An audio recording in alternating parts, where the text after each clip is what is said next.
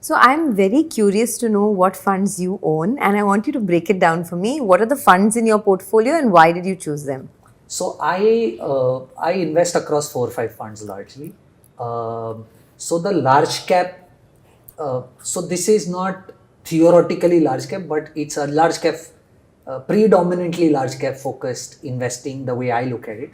So for my large cap exposure, I have SBI Contra and PPFAS Flexi Cap. Okay. Right.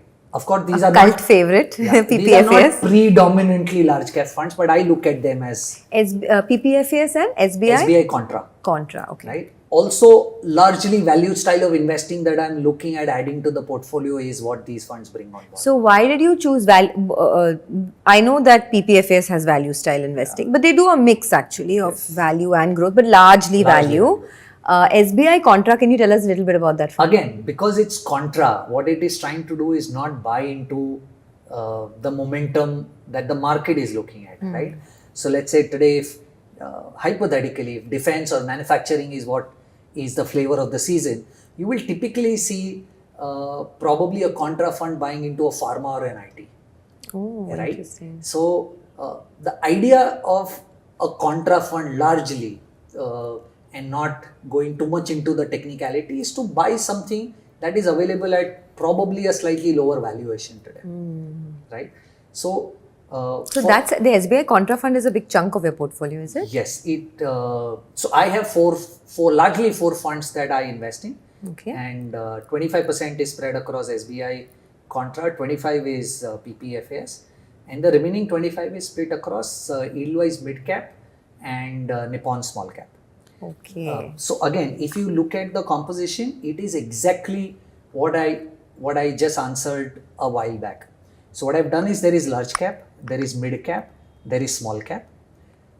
It is built in a way that there are only 4 funds and the exposure is close to 100 odd stocks, right? Of course, to be specific, Nippon.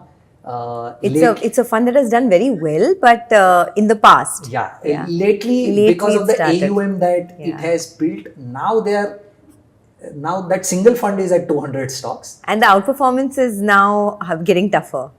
It will get tougher in the small cap space with that large an AUM, but I think Sameer's been able to do a fab job there, at least in my opinion.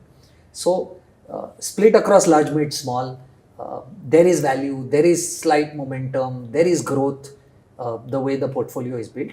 Very interesting actually. Let me digest that. So 4 funds, SBI Contra Fund, PPFAS Flexi Cap Fund, Nippon Small Cap Fund, and you said Edelweiss Midcap. Edelweiss Midcap is an interesting decision because in the midcap space, there are many fund houses which are larger and have performed better. Correct. So how do you feel about that? See, I will tell you my understanding about about mid-cap has completely changed post 2018, right? So 2018, when the SEBI categorization kicked in, where SEBI said that top 100 market cap stocks are large cap, 101 to 250 is mid cap, and 251 and below is small cap and micro cap. This changed a lot of things for me and the way I started looking at investing post 2018. Because pre 2018, a large cap fund was technically still a large cap, but they had the freedom to do a little bit of mid cap and small cap here and there. Now they are restricted to 80% large cap and 20% something else. Now that has frozen the capability of the fund manager to be able to, in spite of thinking that let's say large cap may not be fairly valued, they can't do anything outside of the top 100, right? Correct. So that restricted themselves in the large cap space, and hence I from then on started looking at flexi cap funds as pseudo large cap, which is why the PPFAS flexi cap or the SBI Contra is what I look at large caps now. Okay. Now look at what has happened in the mid cap space. In the mid cap space, you have to invest 65% in mid cap and 35% can be elsewhere, right?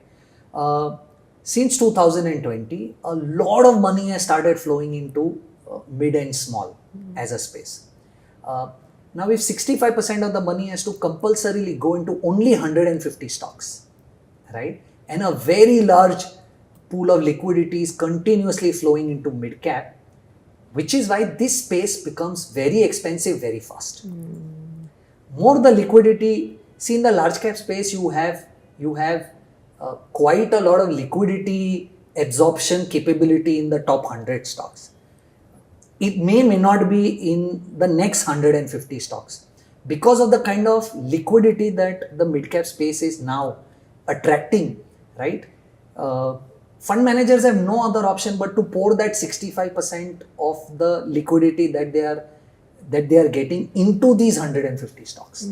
So these 150 stocks, which is why in my opinion, are becoming far more expensive far quickly than the small cap space.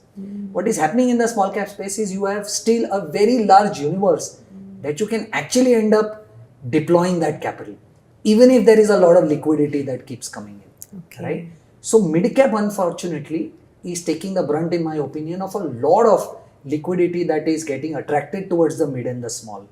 So in the mid cap space, you will have to be very cognizant of the fact that you don't want to go with a very high AUM fund, right? Or you want to be slightly more conservative or slightly more technical in terms of making sure that you have the right mid cap fund in your scheme of things, because in my opinion, this problem in the mid-cap space will continue of overvaluation as long as mid-cap funds will continue to receive larger capital. You all keep asking me how to actually invest in mutual funds, which fund is right, when to start, how much to invest, where to invest, and all of this for long-term investing. Now that's exactly why I have created a 7-hour long video on how to select the right equity mutual funds, where I'm going to share with you all some practical insights and framework that I personally use for investments. From goal-based investing to understanding the risk profiling, asset allocation, even macros that affect your risk and return, everything is covered step by step. So if you genuinely want to understand investing in a structured, practical way, you can enroll for this program through the link in the description or the pinned comment.